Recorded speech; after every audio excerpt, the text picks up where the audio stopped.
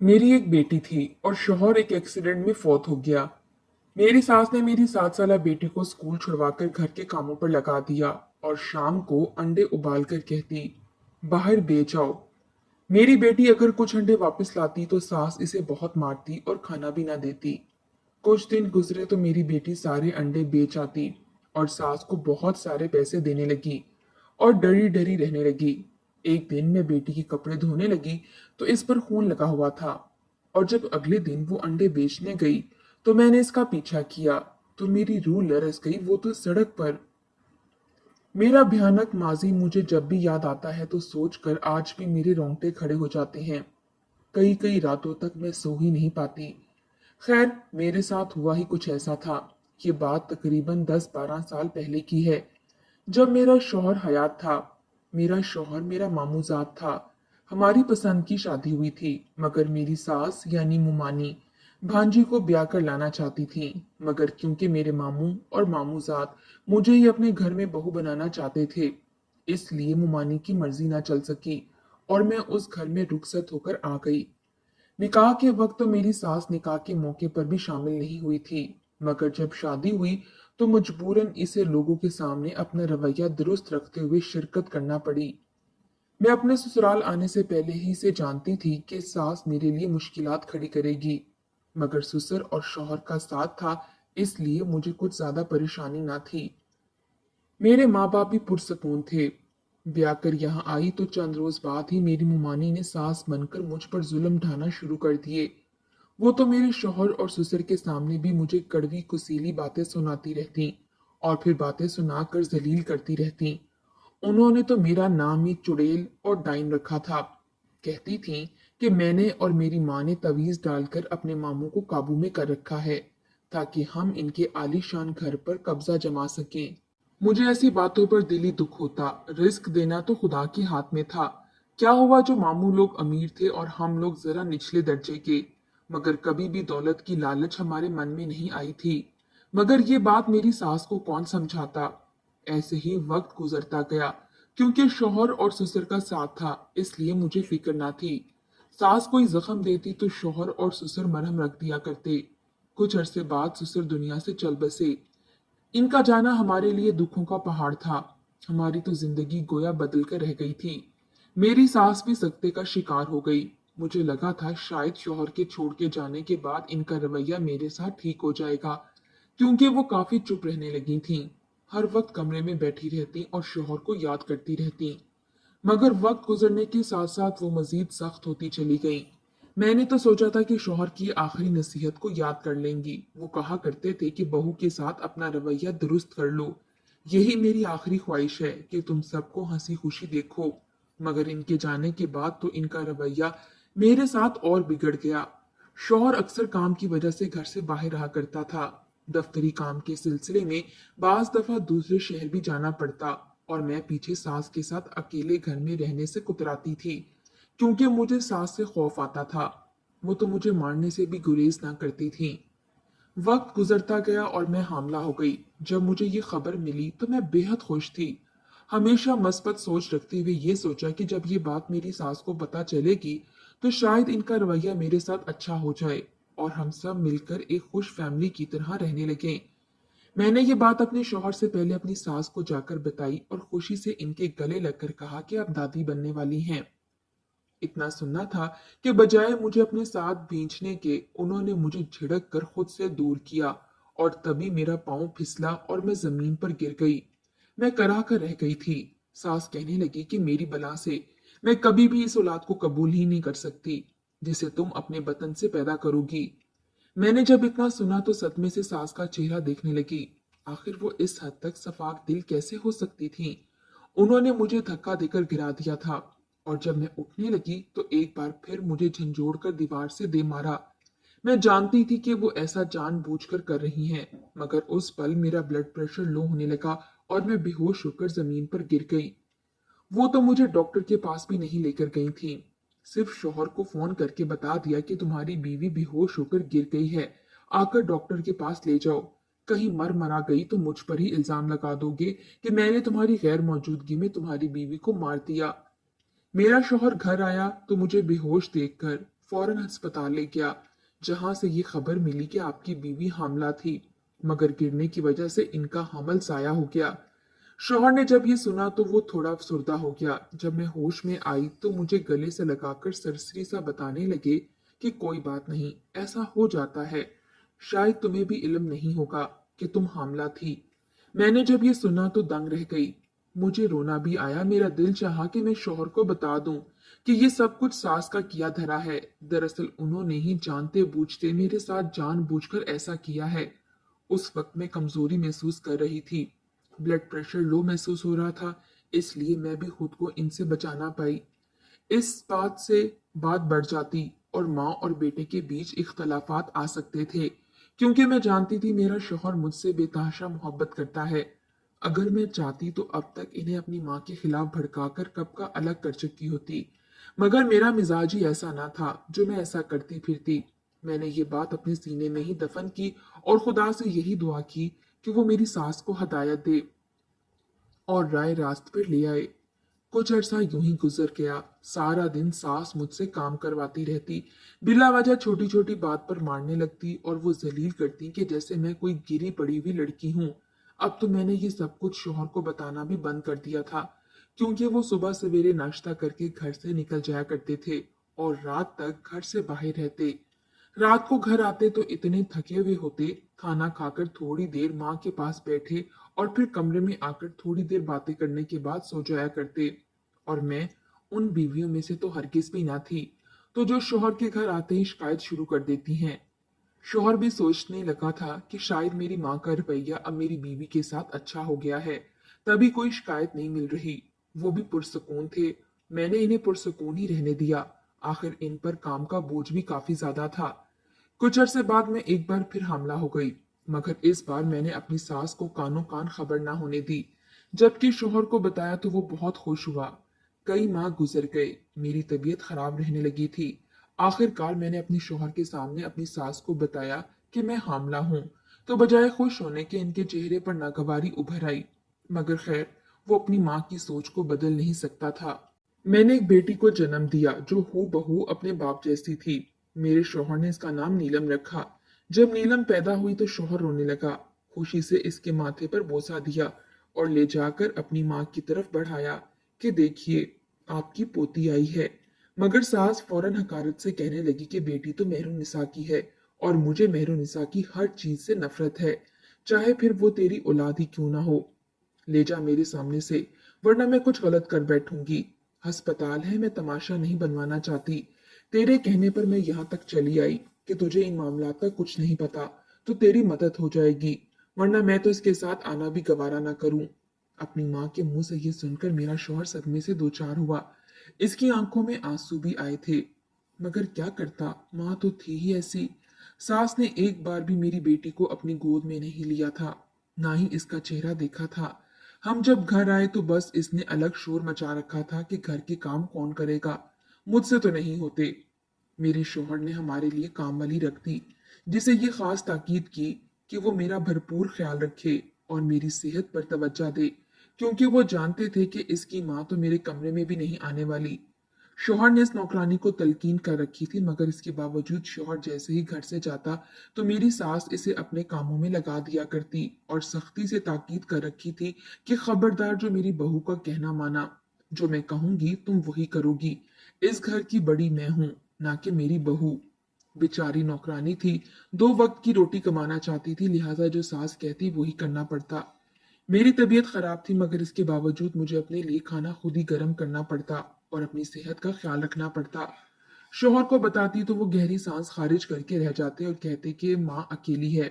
अगर तो मेरा कोई और बहन भाई होता या फिर मेरे वालिद मोहतरम होते तो शायद मैं अलग घर का सोच भी सकता था, मगर अब अगर माँ को अकेला छोड़कर हम दूसरे घर में शिफ्ट भी हो गए तो लोग 10 बातें बनाएंगे और कीचड़ मुझ पर और तुम पर ही उछाला जाएगा, क्योंकि ये माशरा कभी भी माँ को बुरा नहीं कहता, बल्कि यही कहते हैं कि औलाद नाफरमान निकल आई। शौहर की बात भी ठीक थी, मगर मैं तो बर्दाश्त कर करके थक चुकी थी। सोचा था कभी न कभी तो सास को खुदा हदायत दे ही देगा। हर नमाज के बाद मैं अपने लिए दुआ करती नहीं थी, बल्कि सास के लिए बस रो रो कर यही दुआ करती कि मेरी सास को खुदा हदायत दे और वो सीधे रास्ते पर चल पड़े। एक रोज मैं अपनी बच्ची के साथ बैठी हुई इसके साथ मगन थी कि तभी दरवाजे पर दस्तक हुई। मैंने उठकर दरवाजा खोला तो मेरे पाँव के नीचे से जमीन निकल गई। सामने सफेद शर्ट में दो नौजवान खड़े थे, चेहरों पर संजीदगी सजाए कहने लगे कि हमें आपके घर दाखिल होना है, आप इजाजत दें। मैं इनको देखकर हैरान थी और पूछने लगी कि आप कौन हैं। वो कहने लगे बाजी दरअसल आपके शौहर का एक्सीडेंट हो गया है। सुबह 8 बजे इनका एक रोड एक्सीडेंट में जाए वकुए पर ही मौत हो गई। हम उस वक्त से इनका नाम और पता ढूंढ रहे हैं। दरअसल इनका मोबाइल और शनाख्ती कार्ड पूरी तरह से कुचले जा चुके थे। हमारा किसी से भी राब्ता करना नामुमकिन था। मगर फिर आपके कुछ मोहल्लेदार आए जिन्होंने मरीज को पहचाना और फिर हम यहाँ लेकर आए हैं। मेरे तो पैरों के नीचे से जमीन निकल चुकी थी। सदमे के मारे वहीं पर गिरकर बेहोश हो गई। वो तो हमारे मोहल्ले के लोग थे जिन्होंने शौहर को पहचान लिया था। जब तक मुझे होश आया मेरे शौहर को गुस्ल करके लिटा दिया गया था। मुझे तो अभी तक यकीन ही नहीं आ रहा था। सुबह तो मेरा शौहर सही सलामत घर से निकला था, मगर शायद ये मेरी किस्मत का लिखा था। मैं अपनी 5 साला बेटी के साथ अपने शौहर के करीब बैठी फूट फूट कर रोती रही। बार बार गशी के दौरे पड़ते थे। मेरी बच्ची अलग बाबा को इस हालत में देखकर रो रही थी। सास सकते में थी। बहरहाल मेरे शौहर को मनो मट्टी तले दफन कर दिया गया और मैं इस दुनिया में अपनी बेटी के साथ अकेली रह गई। ये तो मुझे पहले भी पता था कि सास का रवैया नहीं बदलेगा, मगर एक बार फिर दिल में मस्बत सोच जागी कि हो सकता है कि वो मेरी बेटी को और मुझे देखकर कुछ तरस खा लें और हमारे साथ अपना रवैया ठीक कर लें, क्योंकि अब हम तीनों ही एक दूसरे का सहारा थीं। कितना अरसा यूं ही गुजर गया मगर सास न सुधर सकी। वो तो पहले से भी ज्यादा दिलेर हो चुकी थी। बेटे की मौत के सदमे ने इन्हें मजीद चिड़चिड़ा कर दिया था। धीरे धीरे घर में मौजूद जमा पूंजी भी खर्च होने लगी। मेरी बच्ची स्कूल में पढ़ा करती थी। स्कूल की भी फीस अलग थी। 3 सालों के अंदर अंदर हम बिल्कुल ही कंगाल होकर रह गए। सारी जमा पूंजी और जेवर बेच दिए। यहाँ तक कि बड़ा घर बेचकर हम एक छोटे से घर में शिफ्ट हो गए। घर का खर्च चलाने के लिए मैं मोहल्ले वालों के कपड़े सिलाई करती। सास मोहल्ले की बच्चियों को कुरान मजीद पढ़ा दिया करती। बदले में मुंह मांगा हदिया वसूल किया करती थी। एक रोज नीलम स्कूल जाने लगी तो कहने लगी, अम्मी स्कूल वाले फीस मांग रहे हैं, आज आखिरी डेट है, अगर जमा ना करवाई तो जुर्माना भी देना पड़ेगा। मैंने सास की जानिब देखा क्योंकि सारे पैसे तो इन्हीं के हाथ में होते थे। सास ने एक नजर मुझ पर डाली और कहने लगी, कोई जरूरत नहीं अब इस स्कूल जाने की, नहीं उठाए जाते स्कूलों के खर्चे, चुप करके घर में बैठो। मगर मैंने सास को बहुत समझाया कि अगर ये पढ़ लिख कर अपने पैरों पर खड़ी हो गई तो इसका अपना ही फायदा है। बाप तो इसके सर पर रहा नहीं, मगर इन्हें इस बात की कोई भी समझ नहीं थी। उल्टा मुझे भी डांटने लगी। गुस्से से मेरी बेटी नीलम को थामा और कहने लगी, मैं बताती हूँ अब इसका स्कूल कौन सा है। इतना कहकर वो मेरी बच्ची को घर से बाहर ले गई। मैं परेशान सी हो चुकी थी। न जाने वो मेरी बच्ची को कहाँ ले गई थी। 3 घंटे बाद वापस आई तो मैं दंग रह गई। मेरी सास के हाथ में अंडों की टोकरी थी। वो कहने लगी कि बस आज के बाद नीलम शाम में सड़क पर अंडे बेचने जाएगी, यही इसका काम है। अगर तुम माँ बेटी ने मेरी बात मानने से इनकार किया तो मैं तुम लोगों को इस घर से भी निकाल दूंगी, फिर भटकती फिरना दोनों सड़कों पर। सास की बात सुनी तो मैं गहरी सांस खारिज करके रह गई। मेरी आंखों में आंसू थे। मेरी मासूम बच्ची कैसे सारा काम कर सकती थी, मगर सास के आगे मजबूर थी। मेरे मैके में भी कोई नहीं बचा था। मेरा एक भाई था जो मेरी सास से भी बदतर था। वो तो अपनी बीवी बच्चों के साथ दूसरे मुल्क में शिफ्ट हो चुका था। मेरी तो इसे परवाह ही ना थी। मुझे सास की बात मानना पड़ी।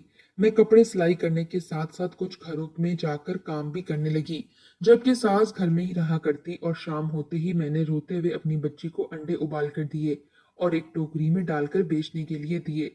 सास इसे अपने साथ लेकर गई, कहने लगी कि मैं खुद से जगह बताऊंगी और फिर जाकर ले आया करूंगी। मैं बिल्कुल ही माउफ दिमाग लिए सास को देखती रह गई। अपनी बेटी को बहुत सारी हदायत जारी की और फिर सास के साथ रवाना कर दिया।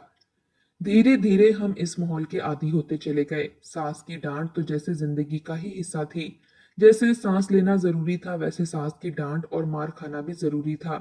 मेरी बच्ची हर रोज जाया करती। जिस रोज अंडे बिक जाते थे तो सास इसे बहुत सुनाया करती और पैसे गिनकर पूरे लिया करती। अगर कुछ कमी बेशी होती तो मेरी बेटी को बेतहाशा मारती, एक एक रुपया वसूल किया करती थी।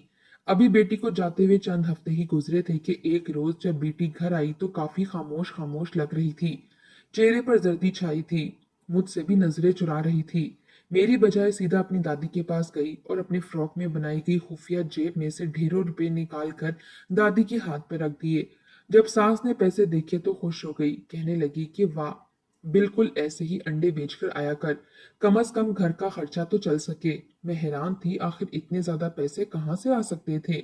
मैंने ये सवाल अपनी बेटी से किया तो फौरन दादी कहने लगी, अंडे महंगे हो चुके हैं, 2 दिन में कीमत काफी ऊपर गई है, और अब तो मौसम भी ठंडा होता जा रहा है, इसलिए लोग शौक से खाते हैं। मैं भी खामोश हो गई, मगर अपनी बच्ची पर ध्यान देती तो वो नजरें चुरा लेती। ऐसा लगता जैसे वो मुझसे छुपाने की कोशिश कर रही हो। मैंने कई बार अपनी बेटी से पूछने की कोशिश की आखिर क्या बात है, मगर वो कोई जवाब नहीं देती। मेरी बेटी का एकदम से बदलता रंग मुझे तशवीश में मुब्तला कर चुका था। कई रोज यूं ही चलता रहा, वो बहुत ज्यादा पैसे लाने लगी, और वो रकम तो बहुत ज्यादा थी। मतलब कोई नहीं कह सकता था कि ये हजारों रुपए अंडे बेचकर कमाए गए हैं।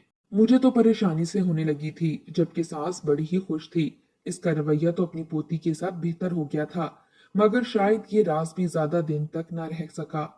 एक रोज जब मैं अपनी बच्ची के कपड़े धो रही थी तो मुझे कुछ ऐसा नजर आया जिसे देखने के बाद मेरे होश उड़ गए। आखिर ये कैसे मुमकिन था। मेरा तो सर चकरा कर रह गया था। यकीनन कुछ तो गलत था जो मेरी बच्ची के साथ हो रहा था। अगले रोज मैंने सोच लिया कि अपनी बेटी का पीछा करूंगी। जो ही शाम को बेटी अंडे बेचने के लिए घर से निकली तो मैं भी इसका पीछा करने लगी। वो जब सड़क पर पहुंची तो तभी एक बड़ी गाड़ी आकर इसके पास रुकी। मैं बुखलाकर रह गई थी। मेरी बच्ची इस गाड़ी में बैठी और वो गाड़ी एक तरफ चल पड़ी। मैं चीखना चिल्लाना चाहती थी, अपनी बच्ची को बचाना चाहती थी, मगर मेरी बच्ची तो बिल्कुल भी डर नहीं रही थी। ऐसा लग ही नहीं रहा था कि वो पहली दफा इनसे मिल रही हो। मैंने भी फौरन रिक्शा किया और इसका पीछा करने लगी। रिक्शा काफी आहिस्ता स्पीड में चल रहा था, मगर इसके बावजूद मैं इस गाड़ी का पीछा करते हुए अपनी बेटी का ताकुब करते वहां तक पहुंच गई। वो गाड़ी एक आलीशान घर के बाहर आकर रुकी थी। मेरी बच्ची इस गाड़ी से उतरी और घर के अंदर चली गई। इतनी देर वो शाम तक घर के अंदर मौजूद रही, और जब बाहर निकली तो बेहद खुश थी। इसके चेहरे पर मुस्कुराहट आ गई थी। मेरी बच्ची घर आई और हजारों रुपए निकाल कर दादी को दे दिए, मगर मेरे साथ वो बिल्कुल ही संजीदगी से बात किया करती थी। ये शायद डरी हुई थी कि कहीं मैं इसकी आंखों में देखकर सच ना जान लूं। चंद रोज गुजरे तो एक बार फिर मुझे इसके कपड़ों पर कुछ ऐसा मिला जो मुझे परेशान कर चुका था। मेरी बेटी नीलम के कपड़ों पर खून लगा था। मेरे जहन में अजीब से वसवसे आने लगे। आज शाम जब बेटी अंडे बेचने के लिए दोबारा गाड़ी में बैठकर गई तो मैंने भी इसका पीछा किया, और जब घर में दाखिल होने लगी तो फौरन इसके पीछे दाखिल हो गई।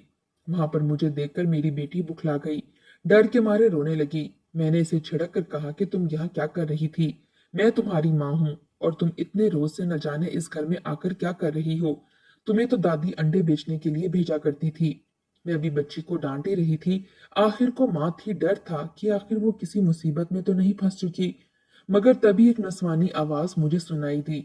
मैंने पलट कर देखा तो एक औरत चलती हुई मेरे पास आई और कहने लगी, बच्ची को मत डांटो। दर हकीकत ये मेरे ही कहने पर यहाँ आती है। मैं हैरान थी कि आखिर वो औरत कौन है। मैं तो इसे बिल्कुल भी नहीं जानती थी।